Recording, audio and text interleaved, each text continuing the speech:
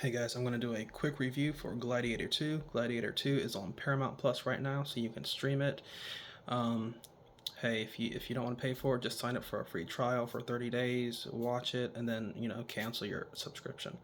But anyway, Gladiator 2. I'm just gonna kind of hit the highlights. Um, what I think about the action, the story, the plot, and just overall what I think about the film. So, action, really good action. I absolutely love the action. Um, Honestly, this is more like a drama and an epic. There's romance, there's, politics. So, that stuff is really obviously Rome, very integral to like Western society and the development of Western society, our values and things like that. So it's a very important empire. Um, and honestly, the action scenes are great and it just weaves so perfectly together the politics, the relationships, the when I say relationships, I mean, the main character Lucius, as well as the general who is married to the I guess technically she'd be like the queen, Lucille. Um, so yeah, it's just the way it's woven together. Everything just complements each facet of the film very well. The politics, the romance, the drama, the being sold into slavery, the fighting, the action, him returning to Rome. Talk about Lucius, of course. So, really, really great direction from Ridley Scott. I absolutely love it. Special effects are pretty good. A lot of it is practical effects. I mean, for the most part, they actually filmed in Rome. They I think I don't know if they made use an existing Coliseum or like they built some of it. But anyway, it looks great. Obviously, there's CGI in here, like there is in every film these days. The CGI is fine. The only bad CGI I really saw was the shark CGI. It looked like a sci-fi original movie type of shark because it was awful. Honestly, the scenes were cool though. The scenes were really cool.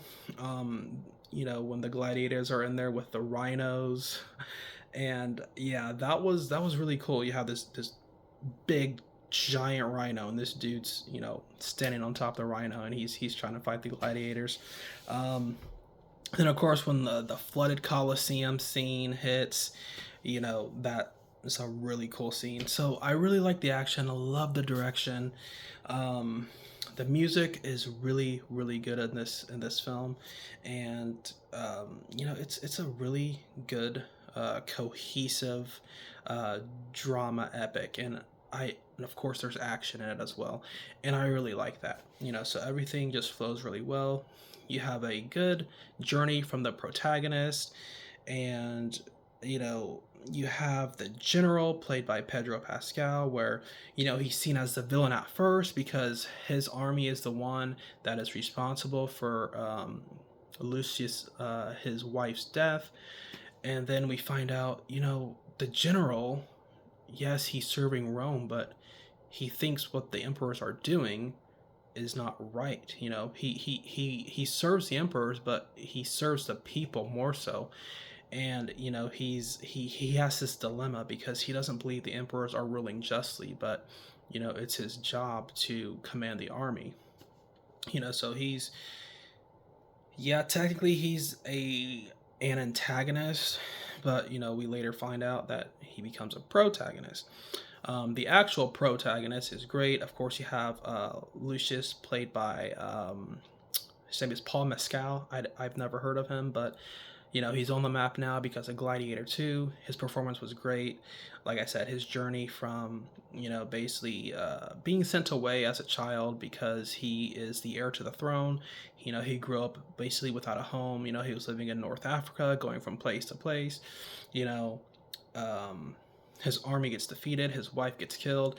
He gets sold into slavery as a gladiator, and then he makes his way back to Rome. So, and then of course people find out about his true bloodline.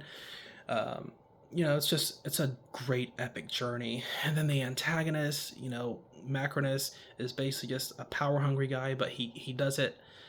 He plays everything so smart. You know, he plays everything so smart. He's able to even manipulate the twin emperors.